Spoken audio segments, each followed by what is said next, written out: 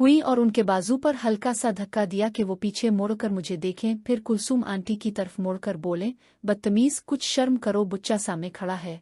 Kulsoom aunty मुस्कुराते हुए बोले, अरे ये तो अभी बच्चा है, क़यामत तो जवानों पर गुजरेगी।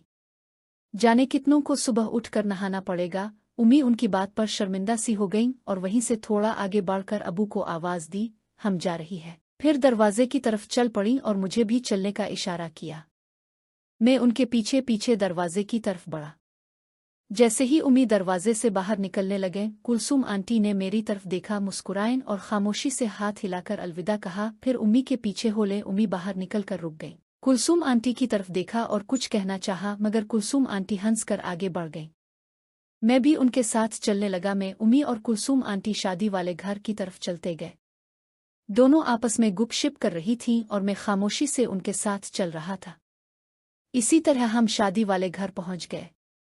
घर में दाखिल होते ही उम्मी ने पलटकर मेरी तरफ देखा। इससे पहले कि वो कुछ बोलती, कुलसूम आंटी ने कहा, अली तुम यहीं कहीं बैठ जाओ और दूर ना जाना। रात का वक्त है, बच्चे तुम औरतों वाली साइड पर ही कहीं बैठ जाओ। ये कहते हुए उन्होंने उम्मी की तरफ सवालिया नजरों से देखा। उम्मी ने भी उन्हें एक सिताइशी नजर दी और बोले, हाँ बेटा, कुलसूम ठीक कह रही है, तुम बाहर कहीं ना जाना, यहीं बैठ जाना और उधर इधर ना घूमना।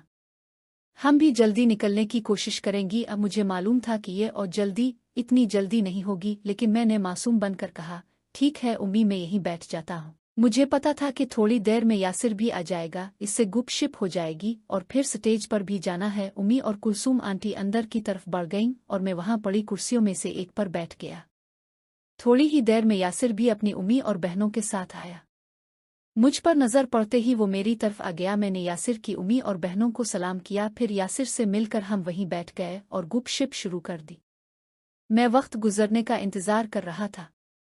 जब देखा कि 11 बजने में 15 मिनट बाकी हैं, तो मैंने यासिर से कहा, यार उम्मी ने कहा था कि 11 से पहले अंदर आ जाऊं। मैं उनकी बात मानकर अंदर जाता हूं। अगर हम घर चले तो यहीं से मिलकर चल पड़ूंगा। यासिर ने कहा, ठीक, कोई बात नहीं। मैं अंदर की तरफ बढ़ा, जहां रंग बरंगे लिबास में लड़कियां और औरतें अपनी जगहों पर बैठी थीं और हंसी मजाक कर रही थीं।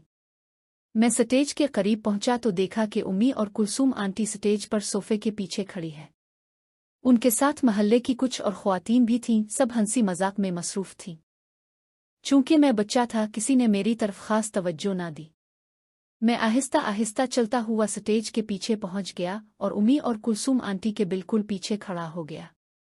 मैं इधर उधर देख रहा था कि उन्हें कैसे मुतवज्जे करूं। फिर मैंने आगे बढ़कर कुलसूम आंटी के कंधे पर हल्का सा हाथ रखा। वो थोड़ी सी चौंके लेकिन पीछे ना मुड़े। मैं पीछे हिट गया। 15 सेकंड बाद उन्होंने सर घुमाकर तिरछी निगाह से पीछे देखा। मुझे देखकर मुस्कुराईं और आगे मुड़ गईं। फिर वो थोड़ा सा पीछे हिटकर खड़ी हो गईं ताकि उम्मी का आधा जिस्म उनके आगे छप जाए। उन्होंने हाथ के इशारे से मुझे उम्मी की तरफ देखने का कहा। मैं उनके पीछे खड़ा था और सब देख रहा था। कुलसूम आंटी ने हल्का सा हाथ उम्मी की कमर पर फेरा। उम्मी एकदम उनकी तरफ मुड़े और देखने लगे। चूंकि मैं कुलसूम आंटी से छोटा था, मुझे उम्मी की हरकत से अंदाजा हुआ कि वो पीछे देख रही हैं, लेकिन मुझे ना देख सकी। कुलसूम आंटी आगे बढ़े। उम्मी ने थोड़ा पीछे मोड़कर उनसे कुछ सरगोशी की जो मुझे समझ ना आई। कुलसूम आंटी ने भी उनके कान में कुछ कहा। इस दौरान वो उम्मी के साथ हंसी मजाक में मसरूफ थीं और बाकी औरतों से बातें भी कर रही थीं।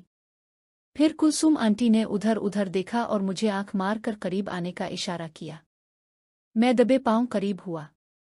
वो उम्मी की कमर पर हल्का सा थपकी देकर हाथ कमीज के दामन में से साइड की तरफ घुसा दिया और उम्मी की कमर को छूने लगे। इससे उनका हाथ कमीज में छप गया।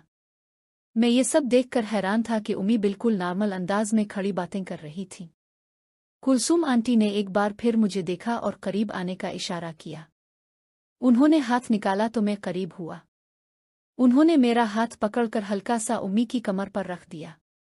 मुझे उम्मी की गर्मजोशी और नरमी महसूस हुई। उन्होंने मेरा हाथ 3-4 बार उम्मी की कमर पर लगाया और फिर अचानक लाइट चली गई।